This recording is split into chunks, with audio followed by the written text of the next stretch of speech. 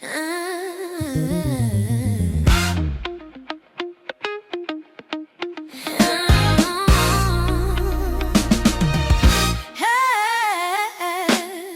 up a seat, let's take a ride. Yellow couch where dreams collide. Stories of queens who rise so high.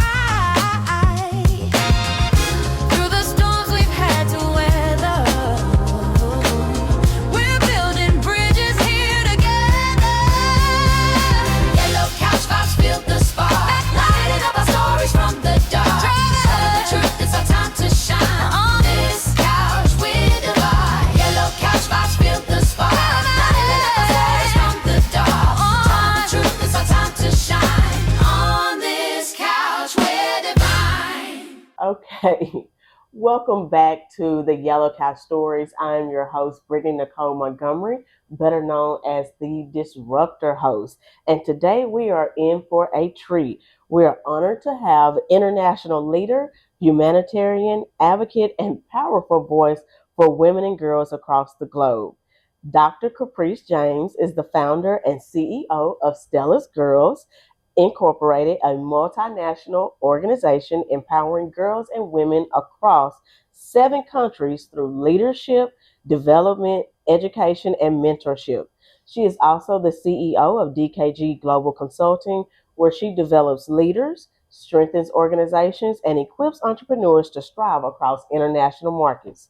With over 30 years of community service, Dr. James has built an extraordinary career rooted in advocacy, policy, and global impact.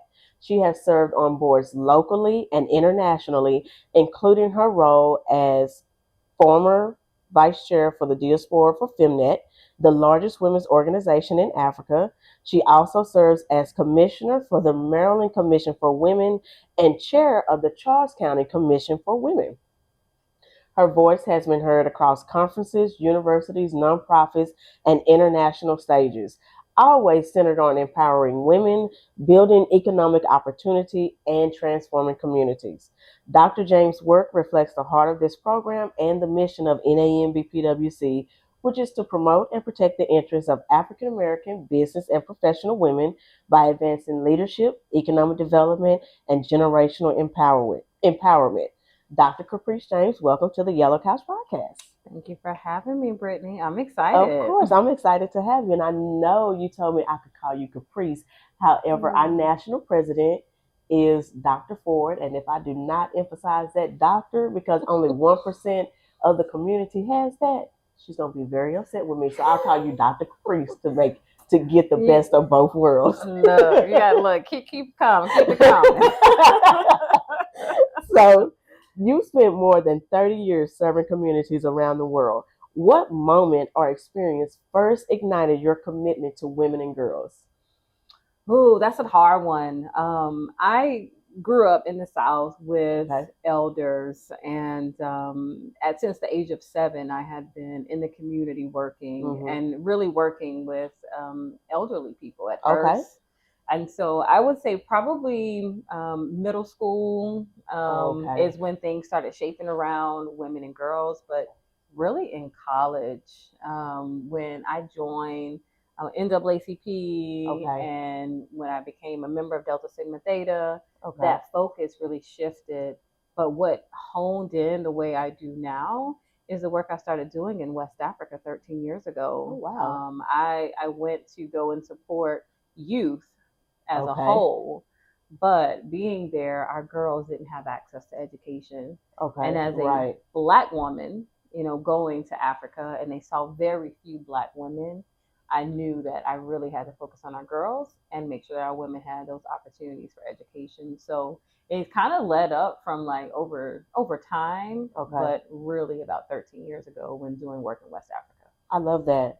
So you are a social entrepreneur, author, humanitarian, and international leader. Where do you find the time? How did your personal journey from Savannah State to the global stage shape your purpose for your life?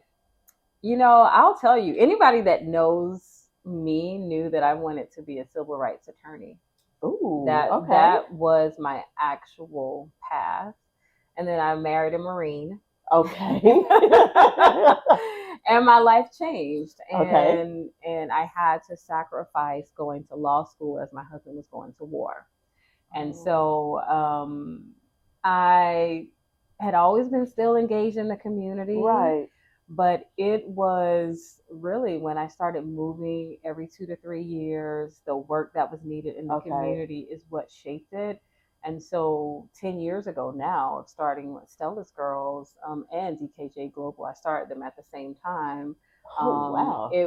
I realized I had an answer for social problems sometimes because every community was very different.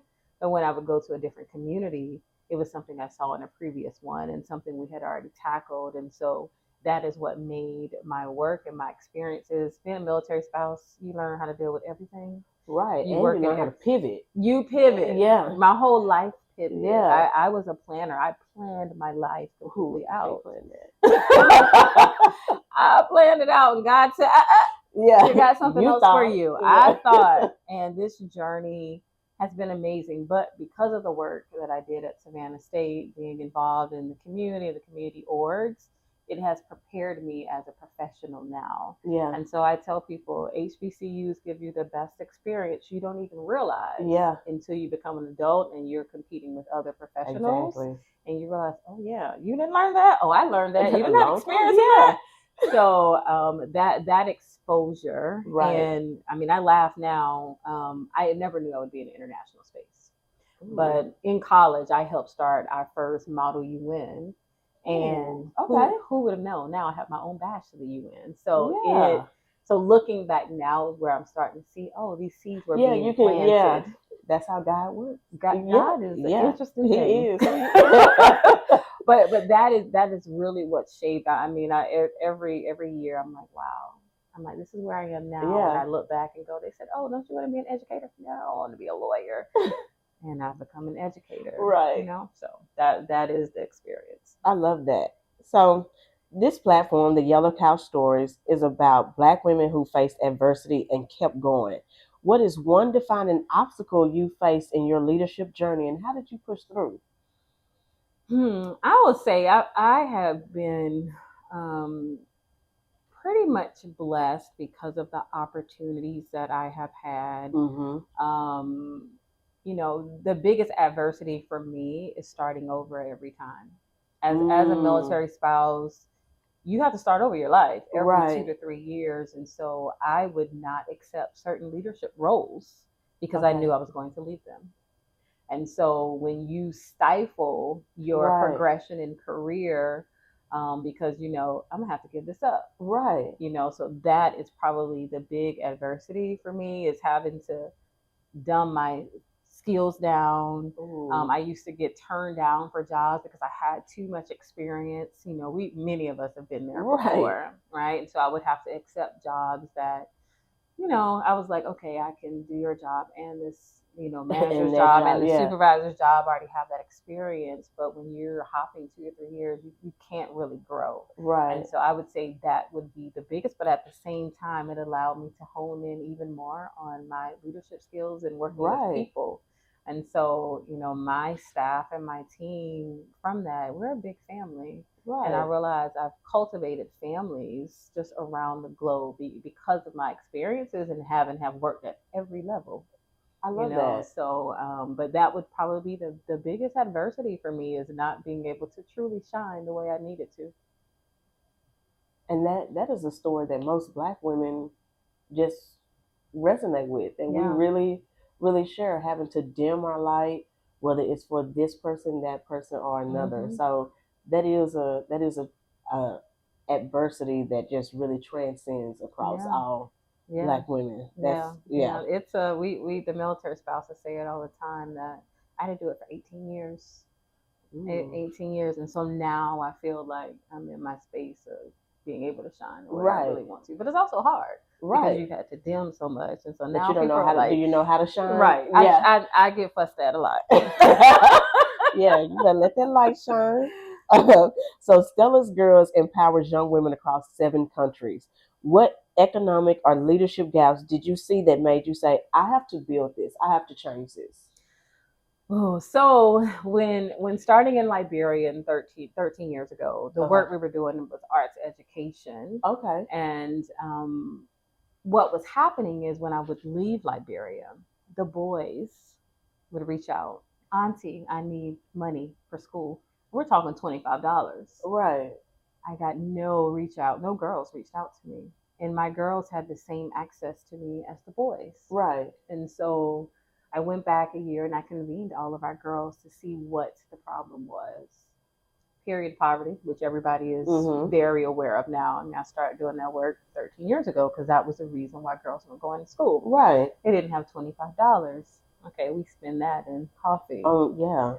You know, just spend going on a cocktail at brunch. Exactly. Yeah. And so when I realized it was those barriers, and it was the same for several women in those countries because civil wars made those women stop going to school and they didn't have the access. I mean, most of the women were living off $5 a month. Imagine having to live off $5 a month and take care of your children. So I realized I had the resources and I had enough people in my circle that could support, and is what made me start Stella's Girls, because I'm like, I can do this. Like, oh, I have an answer for that. I know people that'll spend $25 to put a girl in school. You know, and so that is what started. I mean, it was really just for the education piece, and it's just grown into something so much more over these last almost 10 years now. So, and you know, so this is a new question, but I always have to ask, where did you come? Who is Stella? Stella is my great grandmother. I figured. Yeah, so her name was Estelle Weaver, but everybody called her Stella. Okay. And so I am so big on education because she did not have the opportunity to finish school after 8th grade. Okay. And so she had to stop and take care of her aunts. Her parents died before she was even 5. Okay. And I grew up with my great grandmother. My mom, she raised my mom, she raised us. And when it came time, when God kind of did that tap of, you're going to focus on these girls, what am I going to call this org? Yeah. And I thought about all the things that have always been in my mind. Get your education, you know, make sure you serve your community. And it was because of Stella. And I was like, oh, I'm Stella's girl. Yeah. That's the name. That's the name. Yeah, that's it. So that is who Stella is my great grandmother. I love that. I love when we pay tribute to our ancestors that helped us get to where we are today. So what does economic empowerment look like in the context of your work in Liberia, Sierra Leone, and beyond? Ooh, so, you know, for people that don't know much about those countries, especially, I mean, it's such a, you know, Liberia is important to Black Americans. That's where free slaves were. Right. But also Sierra Leone is where slaves left. And most people, you know, always equate to Ghana, but Sierra Leone is where it started before, you know, they went to Ghana, went to these other countries. And so they haven't they recovered at one point, but when those civil wars happened, you know, almost 20 years ago, it destroyed. So what they don't have is access to training, access to the education. So being able to provide a young person the opportunity to go to high school, because most of them 8th grade up to 8th grade is guaranteed. But if they don't have the money, so like my youth are way in the village. There's no stores, there's no running water, there's no light. Okay. And so, but being able to provide our girls with access to go to school and then be able to put them in conferences that train them, that has allowed them and their families, and we provide their families with money to help continue. The girls are, so it's holistic. It's cyclical. Yeah. It is a holistic approach because for girls, your job is to work in the markets to help your parents. And so they changed those laws, but it's very hard when you have a place where it's like, okay, I don't have money, but I need somebody to go sell at the market. Right. And so if I can give your parent $20, and that lasts you for a whole month to start, but then we realize, okay, let me give you $50. And so now we've created a system where now the parent has, and usually it's the mom, or sometimes in cases where we've had, it's been a sister, you know, an older sister that has provided. They can now provide for the household by being able to grow their business. Usually it's farming, or maybe it's creative or hair or something. And then for the kids, they're able to go to school. and then they're able to continue and go to trainings. And so that is building the basis of economic. And then some of our youth go on to build businesses or go into the city. I love that. And so that is just what NAMBPWC is about, building those businesses, helping people to thrive so that they have that financial security and giving them that financial literacy.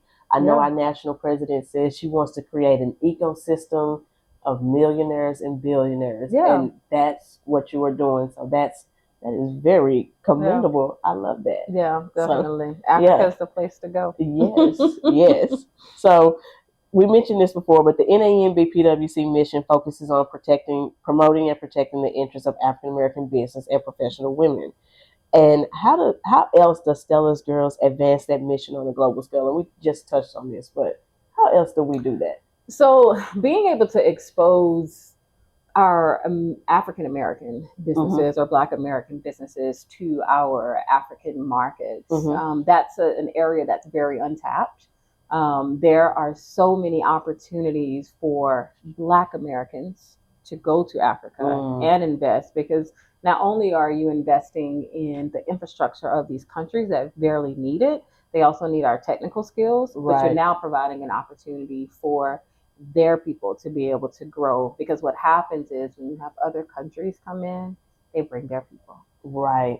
And so, for us, all of my programs are run by the local youth. They're not, I don't bring in outside Americans to run our program. I train our local youth, and our local youth in their communities are the ones that are doing the work. So again, that's like, exactly. Because knowledge is something that you can never take away from anyone. Take it away. So now, even if they leave you, which we hope we don't, but they can go on and take that knowledge that you've given them to do whatever else it is that they need to do. Exactly. Yeah. And they have. It's been amazing to see some of our young people who are now adults and to see what they're doing in their space and know that you had a part, but they're always still family. Right. There's a young lady that she has 2 kids now, but she is traveling all over the world, like doing blogging about her travels. And I'm like, wow, she was my big advocate for Liberia. It's amazing. So to watch her go from where she barely had $5 a month to now she's traveling the world. She's probably almost been to more countries than me. And I get so excited to see it because I've watched her progression, and just her followers, and I'm like, this is why I do what I do, because you just needed that opportunity and exposure, and now it's created a sustainable life for you and your kids. Exactly. I love that. So, and then when you think about the future of global women's economic power, what excites you the most and what worries you the most? That's a good one.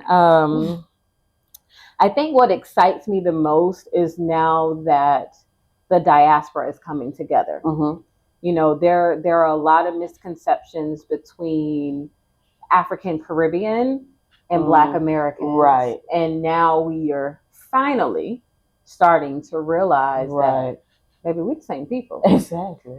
No matter where we go, we're going to be treated the same. Like Don King said, I can't say that on here, but he got a famous quote that says, no matter what, you still. Yeah. So I tell people all the time, we're the superior gene. We are the one that have thrived through everything. And I think at this moment in time, the more I see us come together, the more that the conversations, when I'm not seeing only me as a Black American in the UN space, I'm starting to see more Black Americans coming to the continent where, I'm still part of 1% that runs a business internationally. It's very few of us. Yeah. And so that's starting to increase and the conversation's changing. That excites me. Right. That excites me. What worries me is we're not moving fast enough.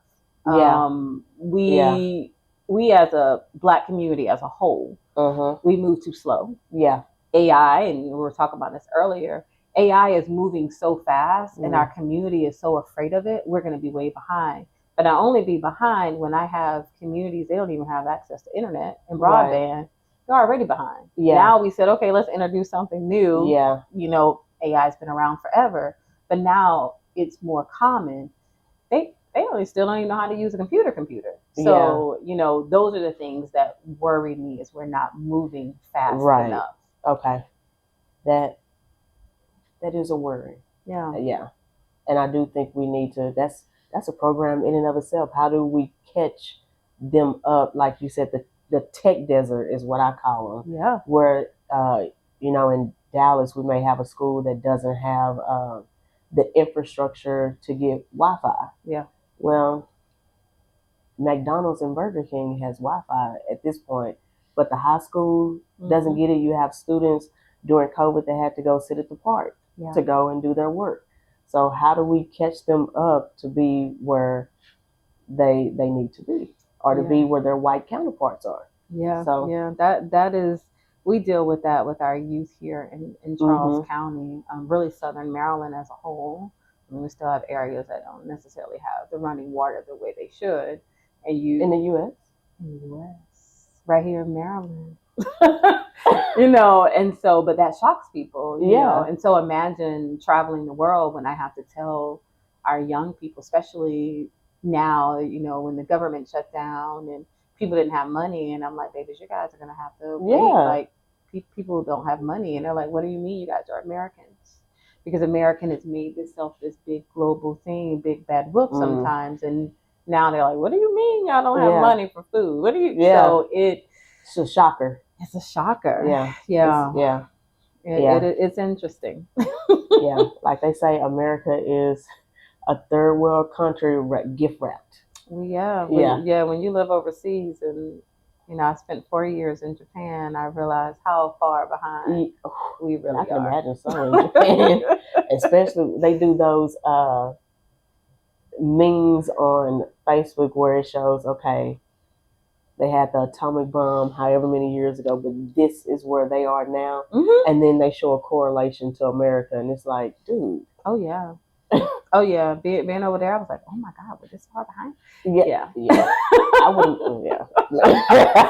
That's a whole nother topic.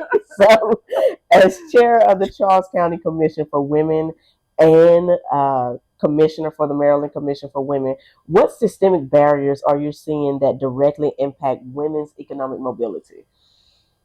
I would say particularly, let's take Charles County, for example. Charles County is now the most wealthiest Black county in America. It used to be Prince George's County. Okay. We snatched that title from them. But at the same time, we still have 50% poverty. So how is that we're the most affluent, but at the same time still have 50% poverty? So access, many, Charles County is growing in that way because people from Charles County, even from Prince George's County, wanted more land. So that means they're bringing more of their household income into the county. But whereas people that are native, we still don't have transportation. There's no public transportation. Like, we have a little system, but not really adequate transportation. So a lot of our families can't get to a job. And so that is the biggest access barrier really for us in the county is, okay, if our people don't have cars, if they don't have public transportation, that means they don't have, they can't work. Okay, then that means our homeless population is growing. We have so many youth that are homeless, their families are homeless, which also is now impacting our youth in the schools, right? And so that is the barrier that I see, is we still have not provided all the necessary resources for our community. And so our biggest struggles and what we have to deal with is, do we have adequate housing? Affordable housing. So back in Dallas, I volunteered for, it was a school for homeless kids. And when we went, they asked us, what do you think is the biggest demographic of homeless people? So, naively, we all said, oh, it's the person with mental illness that's just on the corner. And they were like, no, it's a single mother with 2 kids. Because housing is not affordable in just across the U.S. Anywhere. And I remember reading a book titled Evicted, and it showed the correlation between not having stable housing and kids doing horrible in school. That was an eye opener. Yeah. Because that was something that I just never realized went on in America. Yeah.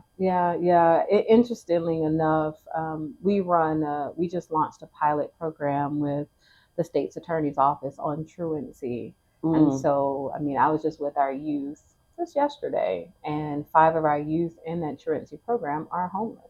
And so it's like, well, why can't they get to school on time? Well, if they're sleeping on a couch somewhere differently in the county, how are they going to get to school? Exactly. Their parents don't. I just said no public transportation, and no car. So it continues to create a cycle. And so I think that's the number one issue. Yeah. And that's the same kind of across the board. Affordable housing does affect everything. Yeah, it does. And that book was very eye-opening. Yeah. So you serve as former vice chair of the diaspora for FemNet, representing one of the largest African American women's organizations. What does cross-continental sisterhood and policy collaboration look like in practice? Oh, so I'll tell you. So joining FemNet, I was the first Black American they ever allowed onto their board. So that. And we're talking about Africa. Africa. Okay. Yes. So FemNet is based in Kenya. Okay. And so that had me going back and forth to Kenya every 3 to 4 years. Oh, every 3 to 4 times a year. Okay. And to be able to bring African and Black American women into one space made you realize, we're dealing with some of the same issues. Exactly. But also what Africans are now trying to come out of, Black women have already endured. So it's an opportunity of exchange, of lessons learned. And we've already done that, do something different. Right. But however, African women are so strong in their advocacy. It's something that Black women really can learn from. Okay. So being at the United Nations, which is what a lot of my role was, of being able to represent us as Black American women and women that are doing work across the diaspora, having a stronger voice, but also making sure that Black American women knew how important our voice is, because African women don't have the same. They can't go to their elected official and say, "Hey, I want I want this and this." They don't have that right. So that being able to bring those two together, was very powerful, because now you have access to more funds rolling into a country. But also for Black women, you're being able to really say, okay, my organization is supporting work in Ghana. Right. Well, now I know women on the ground that are actually doing the work. Exactly. Because that's the number one thing. A lot of Americans say, oh, well, I really want to give, but how do I know if they're going to really use the money? Yeah. You give your money to women. Yeah. Those women do the work on the ground. And so, and no disrespect to our men, but that has been what history has always shown across those countries, is the women are the ones that are going to take care of the entire family and make sure that they have. And so now it's creating a bond of sisterhood that can support each other. So that is what it looks like. And it's been absolutely amazing to be in the space and have the opportunity to do that. So then that leads me to my next question. How can organizations like NANBPWC and the Yellow Cow Stories and Stella's Girls work together to influence policy and protect women globally? Because I love to take this yellow couch across the pond to Africa. Let's do it. I am always ready. Black women have to show up at the global spaces. Okay. The one place we are missing is in the UN space. When I go to, the Commission on the Status of Women, which is the largest convening of women in the entire globe, and it's held in New York every single year. And you know what? Funny you mention that, because NANBPWC used to have consultative status, and we're working on it in December. But we used to go to those meetings, and we would have UN luncheons and all of that. So I remember that back when I was like a youth in this organization. That's what's needed. We're missing at the table. There usually, when we go to these sessions, there's maybe 5 to 10 of us, and we all know each other. Like, as Black women, there's plenty of African women. The African women are strong, but our voices can carry more. But that also means that our Black congressional leaders have to be engaged more too. So that is the piece. That is how our orgs strengthen the power. Okay. Yeah, I like that too. Okay, so let's shift gears. So, as CEO of DKG Global Consulting, you coach nonprofit leaders, small business owners, and international organizations. What are the most common challenges women face when trying to scale their businesses or leadership capacity? Not knowing what resources are available. Yeah, ooh, yeah. I That's a think, huge one. and sometimes you're like, well, did you Google, Yeah, or ooh, yeah. now that we have AI and most people know Chat GPT, Yeah. well, did you put in what your business is doing and what is available? And so I will tell you, for the nonprofits particularly, everybody wants to start a nonprofit. Don't. Nonprofits are your hardest we're harder than a business. Yeah. Because we're selling a service. Exactly. You're not selling a product. And it takes a lot and you're selling your mission. Of work. Yeah. It's hard work. Yeah.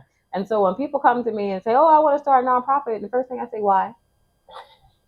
Have you ever volunteered in a nonprofit? Yeah. Have you done the roles? Do you understand your board of directors? Have you, do you understand what it means to cultivate volunteers? Do you know how to write your own grants? And you tell me no, then I'm telling you no. Do not start a nonprofit.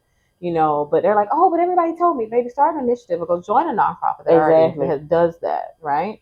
For businesses, I think, small businesses can grow and scale, but we have to not be afraid. But we have to have, so every county has an economic development. Yes. Their job is to help us grow businesses. Exactly. And you don't pay them.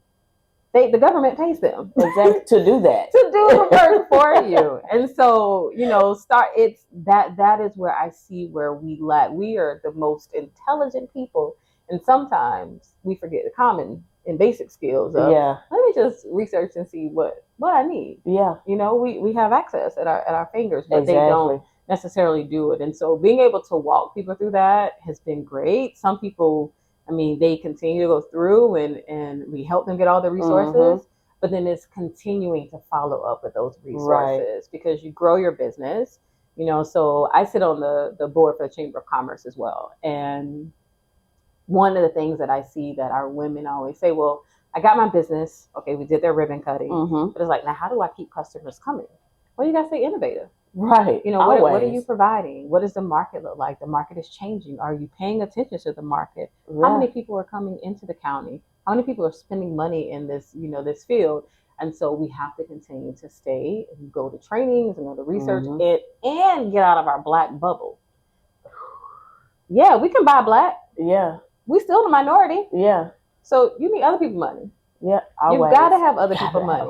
Buying Black doesn't mean that other people that aren't Black can't buy your stuff. Yeah. You need them to buy your stuff. Exactly. To really grow. And it is so funny that you mention that, because some of the people we interviewed before, she said, I forget what she was at, but it was like a marketplace for Black businesses. And she was like, where are the white people?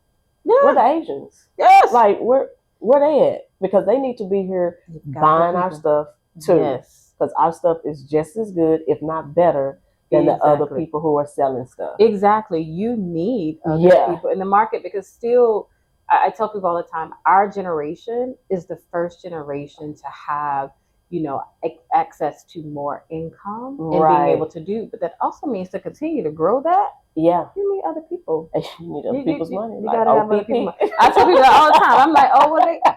I'm like, let me use that money to go do good for my community. Yes. So if we can get that in mind of some of our Black people, oh baby, we're gonna go far. Yeah. Way far. So what role does confidence and economic literacy play in helping Black women build sustainable organizations and enterprises? Ooh. I think you have to be comfortable in being who you are. Ooh, yeah. You have to be comfortable being the only one in a space, because you can't surround yourself with the same people all the time. Yeah. You really have to go out and say, okay, I'm at this level. Now it's time for me to go to the next level. And I'll use myself as an example. I run an international business. Yes, I do a lot of work in the local community, but I spend 70% of my time outside of the U.S. because my business is international, which means Yeah, I got to go jump on a plane and go to a conference for 3 days in Kenya, and then I'll come right back. They're like, oh, you were in Kenya for 3 days.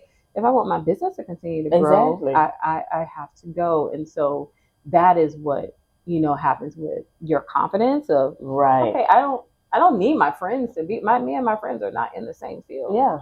And I can hop on this plane and go to Kenya or go to Poland. And do what I need to do by myself. And don't know anybody. Yes. And so that is what brings, the strength in your confidence. And is where I realized for years, that's where Black women, where I feel we struggle sometimes as a whole. It's like when you walk into a room and you see a bunch of Black people, and you may see white people, and then you may see a mixture. Where do you gravitate to first? And so people have asked me this before, and I'm like, by the end of the day, I've already talked to everybody in the whole room. Yeah. I'm not going to stay with the Black people. I need to go talk with the white people because they may have something that I need. I'm going to go talk to the people in the mixture. Yeah. But I am going to leave that event, and I'm going to know everybody. So not only is they're like, oh, heck, she's built her confidence. When you have white men that tell you, girl, we kind of intimidated by you. Oh, that's a good thing. It sure is. Okay, I'm like, really? Yeah. Like, you walk this room with so much confidence. They're going to want to know who you are. Exactly. And so, that's the goal. And that brings you more money in your pocket. Because now I want some coins. Right. Yeah, like I need some money. Who is she? Yeah. She done walk this whole room, or everybody knows her. Yeah. And that is how you continue to build and grow, because you want people to talk about you when you're not in the room. Exactly. Yeah. You always want your name in rooms that you're not even in. in. So you mentioned this. You work globally, but also serve locally in Maryland. What does economic development look like on a community level for Black women? Well, it goes back to the buy black, but buy smart, but also promote each other's business on the local level. I think I do most of my shopping with our local businesses. I love that. And I'm always going to look for them first. Right. But then I'm going to also share to make sure that other people know, Charles County is a great example I love, because the county has changed so much. And we have so many businesses that are coming, not only Black, but Black and brown businesses. Right.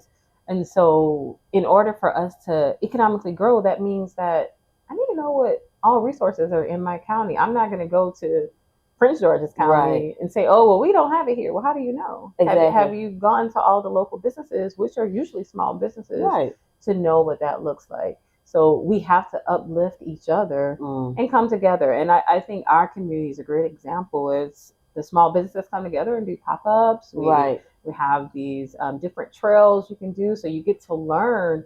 But it also sometimes is a downfall of some of our businesses if you don't engage. If you say, oh, it's only me, it's me, it's me. But if you don't collaborate, you're not going to grow. Yeah, you don't die. And our small businesses do it together so well. Yeah. We have a distillery.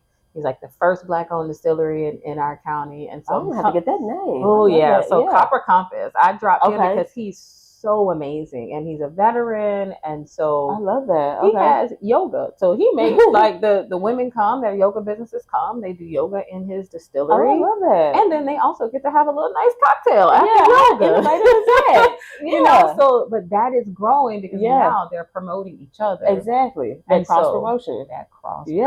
So that is going to continue to build our local economy as a local business. Okay, so when young women look at your journey, at your service, your leadership, your resilience, what do you hope they learn about becoming leaders themselves? Don't be afraid to step out alone, and don't be afraid to ask for help. I think one of the things that I regret, in college, I had access to all of our civil rights leader that was still alive in NAACP. Yeah. And I had this mindset of what the U.S. usually teaches us. Oh, yeah, you got to get out there, do the work, and work real hard and do it on your own. That's a lie. Yeah.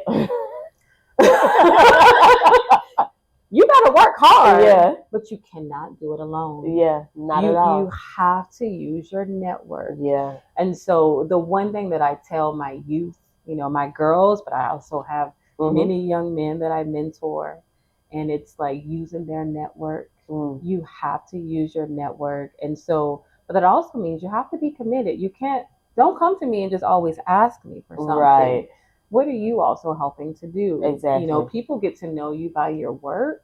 And they want to be associated with you because you're doing something for good. Exactly. And so I think that is the thing of not being afraid to get out there, but also not being afraid to ask for help. Yeah. And I think Black women suffer from that. We do. Yeah. I have that issue sometimes, all the time. I don't like to ask, our people for money to continue to grow Stella's Girl all the time, right? Yeah. And I've avoided it actually for a long time. I haven't always asked, and now I'm like, okay. Right. I did all this by myself. You all have helped in some places, but now I need your money. Yeah. Support it here, but not your money because in the space of where we are in this environment. And if you want me to continue providing services for your young people, right, I need your support exactly in this way. And so, but it is something because we grew up in this space of be so independent. Yeah. But you can't be independent in the business world. No. Not at all. That's going to be a failure. Yeah, exactly. It takes people. It's the thing of people have called me like little Oprah forever, and it's like, have you talked to Oprah? No, I haven't. I'm like, but if I ever had the opportunity to sit down with her and be like, who is your help? Who's your team? Because I want to know. I am very busy, but I need a whole team around me, right? And it's like, how do you manage? That's the thing. How do you manage all the things, and how did you pick the people to really help continue to grow your vision? How do you pick them? Yeah. Because they've got to be confident. Yeah. They can't be people with low confidence. It doesn't work. No. Been there, done that. Doesn't work. Doesn't work. Yeah. does not work. It doesn't work. Yeah. So that's got to be the thing of, don't be afraid, protect your circle because everybody's not for you. And don't be afraid to say, okay, this was so great, but now I got to go on. Yeah. And I've had to do that to people. Like, we're just sorry. We're just not in the same space right now. We can be associates, but you cannot be in my inner circle. Because if you're not uplifting me, then it's not for me. It doesn't. It's not going to work. Yeah. So that would be it. Okay. And so, what does legacy mean to you, especially as a global leader for women? This is a hard question. I think legacy for me means when people think about when it's time to put the stone down and to be at the things of what do you remember her for. I want it to be how impactful I help other people on their journeys, because it's not about me. Everybody has their purpose, right? I figured out my purpose, and I'm very thankful that I figured out my purpose in life. And it's that she used her life for purpose and for good. And so I think I want the legacy to be that, and I want it to be able to inspire people to do what is their purpose and to do the next thing. And I feel like I see some of those benefits now when my young people call me and say, hey, I'm working on this, like one just happened. I'm working on this medical thing, and I remember what we did, volunteering. Can I come back? I just want to give back. I need this specific. I love that. So when you see that, it's like, okay, I'm building this legacy of social leaders that are going to continue to impact and continue to have a bunch of little network doing your little got little minions, and so that is what fills my heart. And that is a legacy in and of itself. When those young people come back, and they've come back for years and say, I want to do this because we did this. So how can I do this with working with my community? And that makes me smile. I love that. So if you could leave one message on this here yellow couch for every woman watching or listening, what would it be? Just do it. Yeah.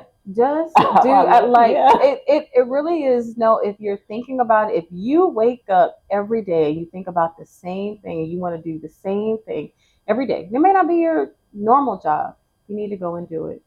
Time is short and we can't be afraid. So, it is Nike's slogan, but it is it's a good one. It's a good one. Yeah, it's a good one. Just do it. And I love that. And I'm going to take that myself. So, Dr. Kaprece, thank you for sharing your extraordinary journey with us today.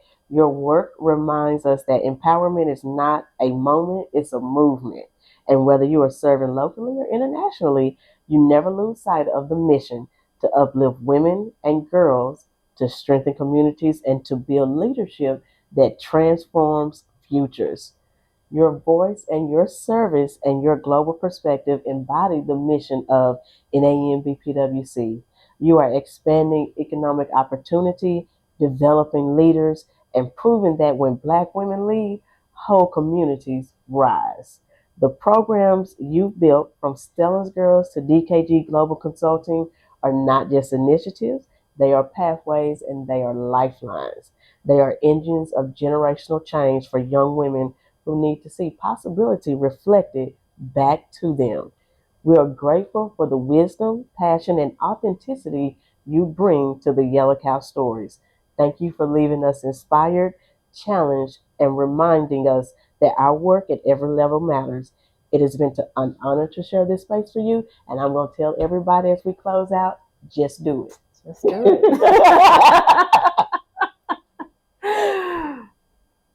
And this has been another episode of the Yellow Couch Podcast. Thank you again to Dr. Kaprece, and I have to put that doctor in there. We will see you in 2 weeks for our next episode.